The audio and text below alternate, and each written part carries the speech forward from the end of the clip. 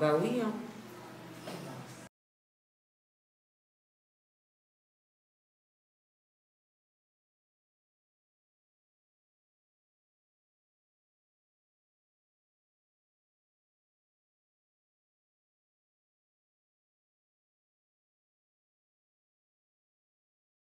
Alors effectivement, ces locaux où nous sommes sont occupés depuis plusieurs jours par des familles sans domicile, avec le soutien de l'association DAL, Droit au Logement.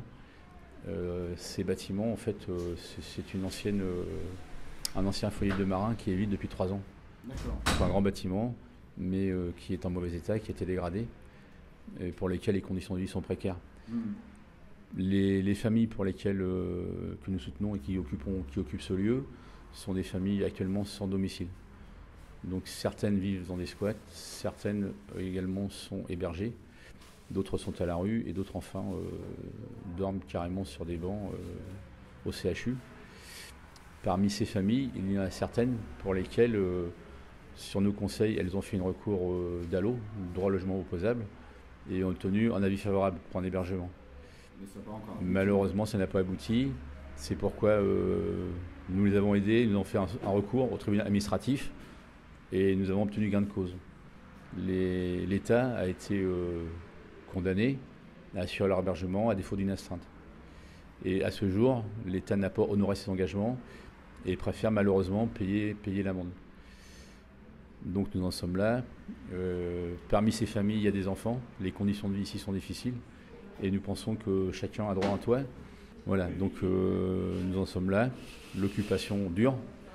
Nous avons adressé aujourd'hui à monsieur le préfet la liste nominative des personnes. On est quel jour là justement? Nous sommes aujourd'hui jeudi et nous allons solliciter un entretien pour lui communiquer la situation de ces familles en détresse. Vous allez le voir cet après-midi, Non. Cet après-midi, nous sommes adressés téléphoniquement au correspondant, à notre interlocuteur, et en lui demandant de transmettre notre requête auprès de monsieur le préfet. Donc pour l'instant, nous attendons la réponse et nous souhaitons que ces personnes soient relogées, puisque c'est notre objectif, hein, c'est l'essence de notre association, quoi, qui considère que le droit au logement est un droit fondamental de la personne lui-même, au même titre que le droit à la santé ou le droit à l'éducation. Et la culture peut-être. Tout à fait. Je rajouterais ça. La culture aussi, vous avez raison. Non, je sais pas. La culture fait partie est un droit fondamental. Et à la base, l'immeuble dans lequel on est, il appartient à qui en fait? Alors cet immeuble appartenait à l'association des gens de mer. Ouais. Donc c'est une association, une administration, mais il est vide depuis plus de 3 ans. Donc en fait, la mairie de Rouen aurait très bien pu prendre l'initiative de le réquisitionner. Tout à fait. La loi de réquisition permet la réquisition d'un immeuble vide depuis plus de 6 mois. Les maires et les préfets ont ce pouvoir en vertu de l'état de nécessité, hein, du code des communes. Et il faut rappeler également que les propriétaires ne sont pas lésés puisqu'ils sont indemnisés. Seulement on évite qu'ils abusent de leurs biens en ne l'occupant pas en bon père de famille. Parce que cet immeuble, s'il avait été occupé, ne serait pas dégradé comme il est en ce moment. Et sur l'agglomération rouennaise par exemple, la ville de Rouen compte 15% de logements vides. 15% de logements vides, et sur la France ça fait à peu près 2 millions. Donc si les pouvoirs publics et les politiques en avaient la volonté, il y aurait de quoi loger tout le monde en France. Malheureusement ça n'est pas le cas, et le nombre de personnes à la rue augmente. Il a doublé en 10 ans puisqu'il est passé de 80 à 150 000 environ. Et c'est une situation qui est difficile, d'autant qu'avec la crise économique, les gens perdent leur emploi, les loyers explosent. La part du loyer, la charge du loyer dans les revenus des ménages augmente de façon exponentielle et ça devient vraiment très difficile. Donc nous demandons également le blocage des loyers, bien évidemment, et puis l'application de la loi de réquisition. D'accord. Ce que je vais faire, moi je vais faire un petit tour pour pouvoir donner un aperçu des conditions dans lesquelles les gens vont se loger de manière précaire pendant quelques jours. Enfin, j'espère que ça va être que quelques jours. Voilà. Parce que vous allez essayer de trouver des solutions pour ces personnes, je pense. Disons que nous ne possédons pas de logement.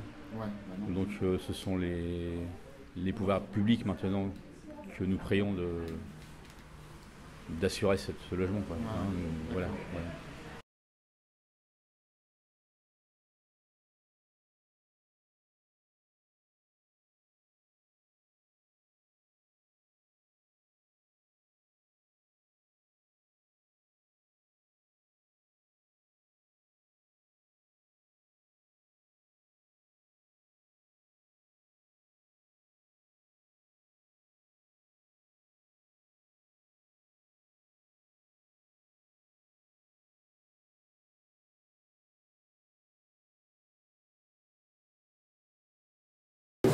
Mais encore une fois, le droit au logement, c'est un droit fondamental. Parce qu'il y en a eu des annonces faites par notre gouvernement pour soi-disant aider le logement.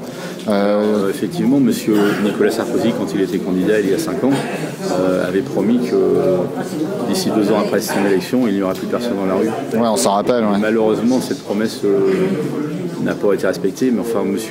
Jospin lui-même en son temps avait déclaré qu'il n'y aurait plus personne à la rue. Et si on peut compter par exemple l'année 2011, il y a eu 40% de refus au 115. Donc le 115 n'a pas pu assurer ses fonctions d'assurer l'hébergement d'urgence. 40% des personnes qui ont fait appel au 115 se sont retrouvées sans solution. Comment ? 40% des personnes qui ont fait appel au 115 se sont retrouvées sans solution d'hébergement. D'accord.